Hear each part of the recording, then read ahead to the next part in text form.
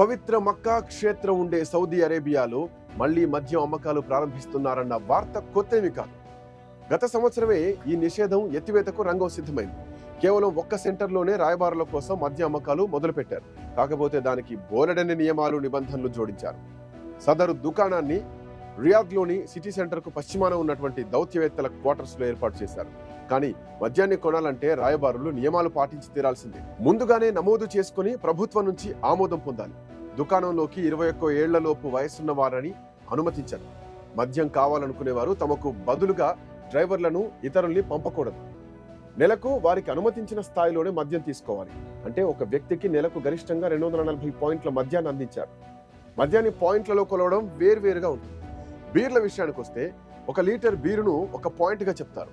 అదే వైన్ విషయానికి వస్తే లీటర్ వైన్ 3 పాయింట్లు అవుతుంది. విస్కీ వంటి స్పిరిట్స్ అయితే లీటరు 6 పాయింట్లుగా సౌదీ ప్రభుత్వం నిర్ణయించింది. దౌత్యపరమైన హక్కులు లేని సాధారణ విదేశీయులకు మద్యం విక్రయాలు జరగలేదు. ఇప్పుడు తాజాగా 2026 నుంచి సౌదీ అరేబియాలో ఎంపిక చేసిన లొకేషన్లలో ఆల్కహాల్ సేల్స్ అనుమతించాలని నిర్ణయించింది అక్కడి ప్రభుత్వం. ఇది 2030కి సంబంధించినటువంటి సంస్కరణల నేపథ్యంలో ప్రపంచవ్యాప్త పెట్టుబడుల్ని ఆకర్షించేందుకు ఈ నిర్ణయం తీసుకుంటోంది. 2030లో జరగనున్న ఎక్స్పో, 34లో జరగనున్న ఫిఫా వరల్డ్ కప్ వంటి పెద్ద అంతర్జాతీయ కార్యక్రమాలకు ఆతిథ్యం ఇవ్వడానికి సౌదీ అరేబియా సన్నద్ధమవుతోంది. ఈ విషయాన్ని దృష్టిలో ఉంచుకొని ప్రపంచం నలువైపుల నుంచి పర్యాటకుల్ని ఆకర్షించేందుకు తీసుకున్న అనేక నిర్ణయాలలో మద్యం అమ్మకాలు కూడా ఒకటని ప్రభుత్వం చెబుతోంది. ఆ అమ్మకాలు కూడా విచ్చలవిడిగా కాకుండా లిమిటెడ్ స్థాయిలోనే 5 స్టార్ హోటల్స్ లేదంటే లగ్జరీ రెస్టారెంట్లో కఠినమైన నియమ నిబంధనలతోనే జరగనున్నాయి. మొత్తానికి ఇస్లామిక్ ఆచారాలు, కఠినమైన షరియత్ చట్టాలకు పేరుగాంచిన సౌదీ అరేబియాలో ఒక విప్లవాత్మక మార్పు చోటు చేసుకుంది. గత 73 ఏళ్లుగా మద్య నిషేధం అమల్లో ఉన్న ఆ దేశంలో నెమ్మదిగా మద్యం ప్రవేశించనుంది. ఆ తర్వాత అది తన స్థానాన్ని విస్తరించుకుంటుంది అనడంలో సందేహమే లేదు. ప్రస్తుతానికి మాత్రం సౌదీ అరేబియా యువరాజు మహమ్మద్ బిన్ సల్మాన్ ప్రవేశపెట్టిన విజన్ 2030 ప్రణాళికలో భాగంగా ఈ నిర్ణయం తీసుకున్నట్టు చెబుతున్నారు. దేశాన్ని పర్యాటక, ప్రపంచ పెట్టుబడుల కేంద్రంగా మార్చడమే దీని ప్రధాన లక్ష్యం. ఈ నిర్ణయం ఇస్లాంలో హరాం లేదా నిషేధిత అని భావించే మద్యం సౌదీ ఆధునిక ప్రస్థానంలో భాగం కానుంది. సౌదీ మీడియా నివేదికల ప్రకారం ప్రస్తుతానికి మాత్రం ఈ మార్పు పూర్తిగా కంట్రోల్డ్ లైసెన్సింగ్ సిస్టమ్ కింద అమలు చేయబడుతుంది.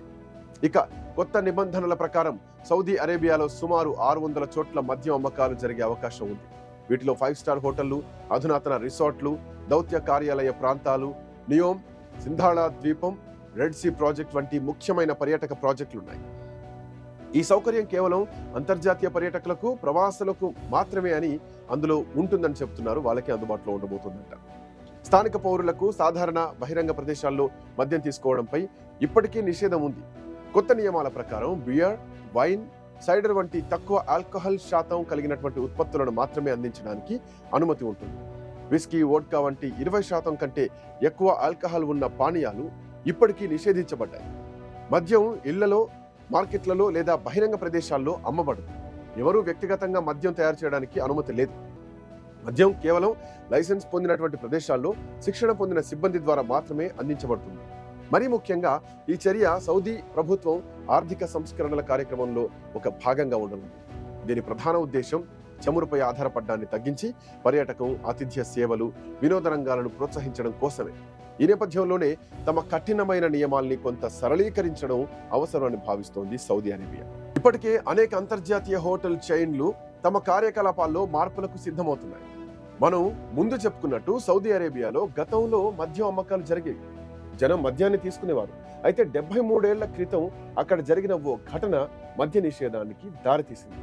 అంటే 1952 నుంచి సౌదీ అరేబియాలో మద్య నిషేధం మొదలైంది. అంతకు ముందు వరకు సౌదీ మద్యం విషయంలో మెతక వైఖరితో ఉండేది. కానీ 1951లో జడ్డాలోని British vice consul Cyril Ousman Mishari bin Abdul Aziz al Saud అనే యువరాజు ఒక కార్యక్రమంలో కాల్చి చంపాడు. కేవలం తనకు కావలసినంత మద్యం ఇవ్వనందుకు ఈ హత్య జరిగింది. ఈ ఘటన తర్వాత సౌదీ రాజు అబ్దుల్ అజీజ్ సంపూర్ణ మద్య నిషేధం విధించారు. ప్రిన్స్ మిషారిని హత్యా నేరం కింద దోషిగా తేల్చారు. ఆ తర్వాతే అక్కడ మద్య నిషేధ చట్టం అమల్లోకి వచ్చింది. అయితే గత సంవత్సరమే సౌదీలో విధులు నిర్వహించేటువంటి పలు దేశాల రాయబారుల కోసం మాత్రం ఓ సౌకర్యం కల్పించారు. 1952 తర్వాత తొలిసారిగా మద్యం విక్రయాల కోసం ఒక దుకాణం ప్రారంభించారు. ఇక నుంచి కేవలం ముస్లిమేతర దౌత్యవేత్తలు మాత్రమే మద్యం, బీరు లేదంటే వైన్ కొనుగోలు చేయగలుగుతారు. ఇందుకోసం వారు గుర్తింపు కార్డును చూపించాల్సి ఉంటుంది. రాయబారుల కోసం మాత్రం ఈ మినహాయింపు ఎందుకు ఇచ్చారంటే, చాలా దేశాల దౌత్యవేత్తలు సౌదీలో నిషేధం ఉందని తెలిసినా తమతో పాటు అపారంగా మద్యం తెచ్చుకుంటున్నారు. ఏళ్ల తరబడి దౌత్య సిబ్బంది తమ లగేజీల్లో మద్యాన్ని తీసుకొస్తుండడం, సహజంగానే వీరి లగేజీలను సంబంధిత దేశాల్లో తనిఖీ చేయకపోవడం జరుగుతుంది. అందుకే ఇక వారి కోసం ప్రత్యేకంగా మద్యం అమ్మకాల కేంద్రాన్ని తెరవడం జరిగింది. ఇప్పుడు విజన్ 2030 కింద సరళీకరణ విధానాలు తీసుకురావడానికి ప్రస్తుత పాలకుడు మహమ్మద్ బిన్ సల్మాన్ నేతృత్వంలో తీసుకుంటున్న చర్యల్లో మద్యం అనుమతి కూడా జోడించడం జరిగింది. దాంతో 600 విక్రయ కేంద్రాలను ఏర్పాటు చేయనున్నారు. వీటిని 2026 నుంచి అమ్మకాలకు అనుమతి ఇవ్వనున్నారు. మద్యం అమ్మకాల విషయంలో ఇతర గల్ఫ్ దేశాలు కూడా ఇలాంటి మద్య విధానాలనే పాటిస్తున్నాయి. యుఏఈ, ఖతార్ కూడా తమ దేశాల్లో హోటళ్లు, క్లబ్బులు, బార్లలో 21 ఏళ్లు నిండిన వారికి మద్యం విక్రయించేందుకు అనుమతిస్తున్నాయి. కువైట్ విషయానికి వస్తే టైమ్ మ్యాగజైన్ కథనం ప్రకారం 1965 నుంచి ఇక్కడ మద్యం అమ్మకాలపై నిషేధం ఉంది. వాస్తవానికి ఇంతకుముందు కువైట్లో చాలా మంది మద్యంకు బదులుగా పర్ఫ్యూమ్ తాగేవారు. కొంతమంది ల్యాబుల్లో ఉపయోగించే ఆల్కహాల్ కూడా తాగారు. ఈ అసాధారణ అలవాట్లతో చాలా మంది చనిపోగా మరికొందరు తీవ్ర అస్వస్థతకు గురయ్యారు. ఆ తర్వాత ఇక్కడ అన్ని రకాల మద్యాన్ని నిషేధించారు. అదేవిధంగా మన దాయాది దేశం పాకిస్తాన్, ఒమన్ దేశాల్లో ముస్లిమేతర దుకాణాల నుండి మద్యం కొనుగోలు చేయడానికి వీలుంటుంది. దీంతో పాటు కొన్ని రెస్టారెంట్లు, హోటళ్లలో కూడా మద్యం సరఫరా చేస్తున్నారు. ఇందుకోసం అనుమతులు, లైసెన్సులు జారీ చేస్తారు. అయితే పాకిస్తాన్లో బాహాటంగానే మద్యం తయారు చేసుకుంటూ ఉంటారు. గంజాయి సేవనం, హుక్కాలు, విచ్చలవిడిగా డ్రగ్స్ లభిస్తూ ఉంటాయి. మద్యం చాలా ఖరీదైన విషయం కాబట్టి గంజాయి దమ్ముతో పాకిస్తానీయులు సరిపెట్టుకుంటున్నారు. ఇక సోమాలియా, బ్రూనై దేశాల విషయంలోనూ విచ్చలవిడితనం కనిపిస్తోంది. ఇక్కడ ప్రైవేట్ ప్రదేశాల్లో సొంత ఇంట్లో మద్యం సేవించవచ్చు. అయితే ఈ ఆమోదం ముస్లిమేతరులకు మాత్రమే. నిజానికి కరువు బారిన పడిన సోమాలియా దేశంలో 2021లోనే ఆల్కహాల్ సంబంధిత చట్టాలను కఠినతరం చేశారు. అదే వరుసలో లిబియా, బంగ్లాదేశ్, ఇరాన్ దేశాల్లోనూ మద్యం నిషేధించారు. కానీ అసలు నిజం ఏమిటంటే ఇక్కడ మద్యం స్మగ్లింగ్, బ్లాక్ మార్కెటింగ్ విపరీతంగా జరుగుతుంది. ఎక్కడ పడితే అక్కడ మద్యం లభిస్తుంది. అంతేకాకుండా చాలా మంది ఇంటి దగ్గరే నాటుసారా లాంటి మద్యం తయారు చేసి అమ్ముతూ ఉంటారు. 3 ఏళ్లుగా అంతర్యుద్ధం జరుగుతున్న సూడాన్లో 2020 వరకు మద్యంపై నిషేధం ఉంది.